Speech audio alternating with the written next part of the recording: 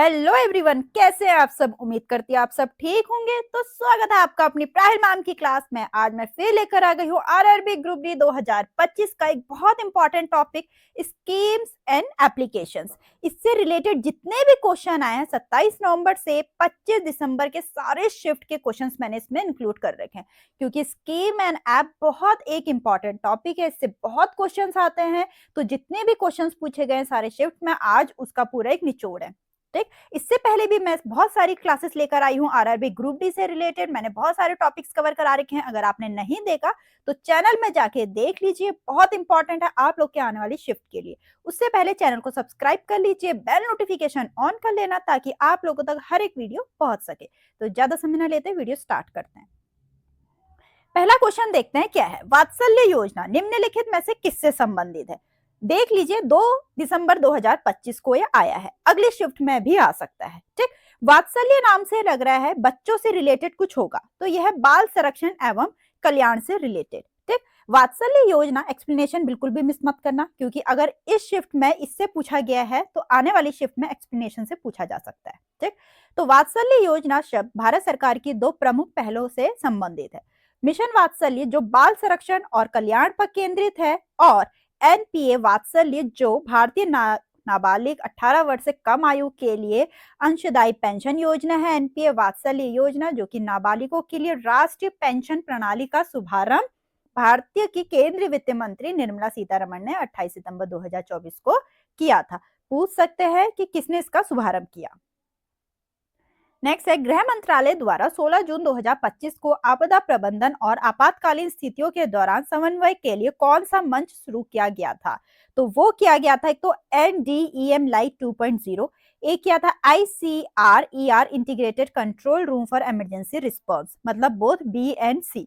16 जून 2025 को गृह मंत्री अमित शाह ने आपदा प्रबंधन के लिए 3 प्रमुख प्रौद्योगिक प्लेटफॉर्म लॉन्च किया, जिसमें integrated control room for emergency response और NDEM लाइट 2.0 मोबाइल ऐप और Assam flood hazard zoning Atlas शामिल हैं। ठीक, नेक्स्ट है, ई जागृत पोर्टल का प्राथमिक उद्देश्य क्या है। तो इसका है उपभोक्ता विवाद निवारण को सुगम बनाना, जितने भी कंज्यूमर के डिस्प्यूट होंगे उसके निवारण को इजी बनाना।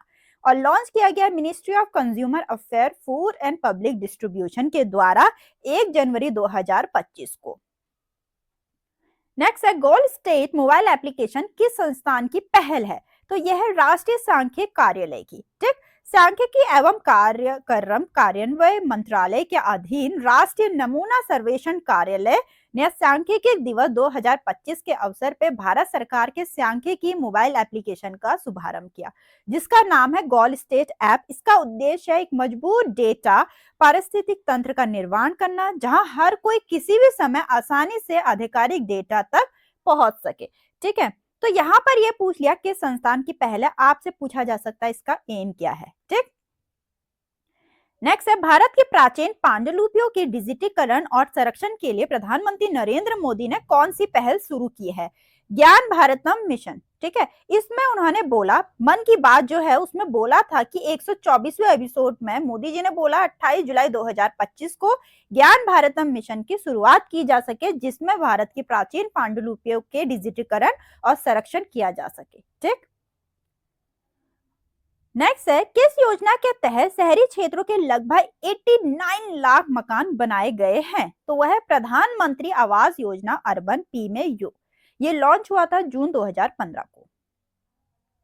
फिर 9 जून 2025 को किस केंद्र शासित प्रदेश की विधानसभा के लिए राष्ट्रीय ई विधान एप्लीकेशन लॉन्च किया गया था, जिसका नाम था नेवा, नेशनल ई विधान एप्लीकेशन। तो किस केंद्र शासित प्रदेश की विधानसभा के लिए ये क्वेश्चन पूछा गया। पौंडीचेरी। ठीक है, आपको पता है पौंडीचेरी एक यूटी है, यूनाइटेड टेरिटरी।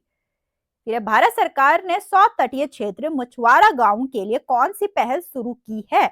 तो वह climate resilient coastal fisherman villages. ठीक, तो गवर्नमेंट ऑफ इंडिया ने लॉन्च किया है CRCFP, जिसका फुल फॉर्म यहाँ पर लिखा है इनिशिएटिव अंडर द प्रधानमंत्री मत्स्य संपदा योजना के द्वारा।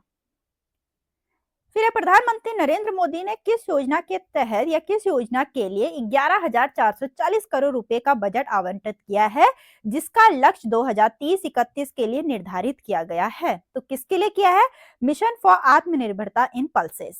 ठीक, the primary goal is to boost domestic production of pulses, pulses मतलब दाल। ठीक, pulses to 350 lakh tonne by 2030-31 to reduce India reliance on imports. फिर प्रधानमंत्री नरेंद्र मोदी ने अक्टूबर 2025 में किसानों के लिए कौन सी योजना शुरू की? पीएम धन धान्य कृषि योजना। अक्टूबर 2025 में मोदी जी ने दो प्रमुख पहलों की शुरुआत करी। प्रधानमंत्री धन धान्य कृषि योजना, जो कि 6 वर्षों के लिए वित्त वर्ष 2025 से 30-31 में 24,000 करोड़ रुपए का प्रव्यय करेगी, और दलहन में आत्मनिर्भरता मिशन, जो कि 11,440 करोड़ रुपए का प्रव्यय, यह भी 6 वर्षों के लिए। ठीक है, तो दोनों प्रमुख यहाँ आपसे पूछा है पीएम धन धान्य कृषि योजना। अगले में दलहन में आत्मनिर्भरता मिशन के बारे में पूछा जा सकता है। नेक्स्ट है प्रधानमंत्री नरेंद्र मोदी द्वारा सितंबर 2025 में बिहार में किफायती दरों पर ऋण उपलब्ध कराने के लिए कौन सी योजना शुरू की गई थी? तो जीविका निधि क्रेडिट कोऑपरेटिव सोसाइटी। ठीक, सितंबर 2025 में मोदी जी ने बिहार में दो महत्वपूर्ण पहलों का शुभारंभ किया। बिहार राज्य जीविका निधि साख सहकारी संघ लिमिटेड का उद्घाटन 2 सितंबर 2025 को ग्रामीण महिला उद्यमियों को कम ब्याज दरों पर आसानी से धनराशि उपलब्ध कराने के लिए किया गया। ठीक, मुख्यमंत्री महिला रोजगार योजना, जो कि 26 सितंबर 2025 को शुरू की गई, जिसका उद्देश्य प्रत्येक परिवार की एक महिला को स्वराज रोजगार उद्यम शुरू करने के लिए वित्त सहायता प्रदान करना है। दोनों के बारे में बता दिया। यहाँ आपसे जीविका निधि क्रेडिट कोऑपरेटिव सोसाइटी के बारे में पूछा, यहाँ आपसे कुछ भी पूछा जा सकता है। दोनों महत्वपूर्ण पहल मैंने बता दिए। फिर किस पोर्टल ने हाल में ही कार्यस्थल पर महिलाओं की सुरक्षा बढ़ाने के लिए एक कार्यक्रम शुरू किया है? तो शी बॉक्स पोर्टल। सी नाम से ही लग रहा है कि फीमेल्स के लिए होगा। ठीक है, तो भारत सरकार ने महिला एवं बाल विकास मंत्रालय ने शी बॉक्स पोर्टल यौन उत्पीड़न इलेक्ट्रिक बॉक्स का शुभारंभ किया।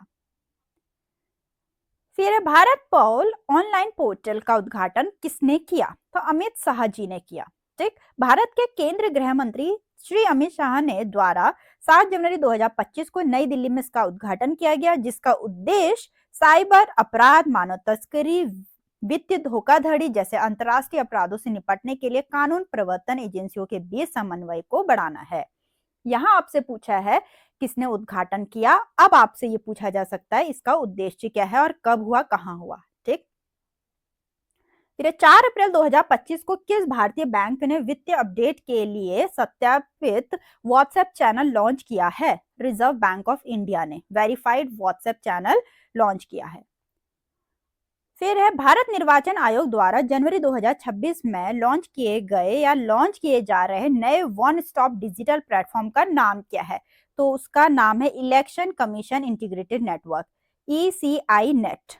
ठीक, इसका फुल फॉर्म ये है। आप देख लीजिए, हर एक में मैंने लिख रखा है कौन से उसमें पूछा गया है। ठीक है, आगे बढ़ने से पहले एक और इम्पॉर्टेंट अपडेट, अगर आपने टेलीग्राम चैनल नहीं ज्वाइन किया, जल्दी से जाके ज्वाइन कर लीजिए। उसका लिंक हर एक वीडियो के डिस्क्रिप्शन में होता है। ठीक, नेक्स्ट है कार्यस्थल पर महिलाओं को स्वास्थ्य एवं कल्याण सुविधाएं प्रदान करने के लिए शुरू की गई इस पहल को क्या कहा जाता है? महिला आरोग्य कक्ष कहा जाता है। ठीक, तो इसके बारे में हम देखते हैं। विधि एवं न्याय मंत्रालय के अंतर्गत विधि मामलों के विभाग ने नई दिल्ली के शास्त्री भवन में महिला आरोग्य कक्ष का उद्घाटन किया। इस पहल का औपचारिक शुभारंभ 18 जुलाई 2025 को केंद्रीय विधि एवं न्याय राज्य मंत्री श्री अर्जुन राम मेघवाल द्वारा किया गया।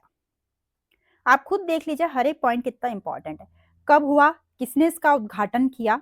ठीक है, हर एक पॉइंट इंपॉर्टेंट है और क्या इसका मोटिव है।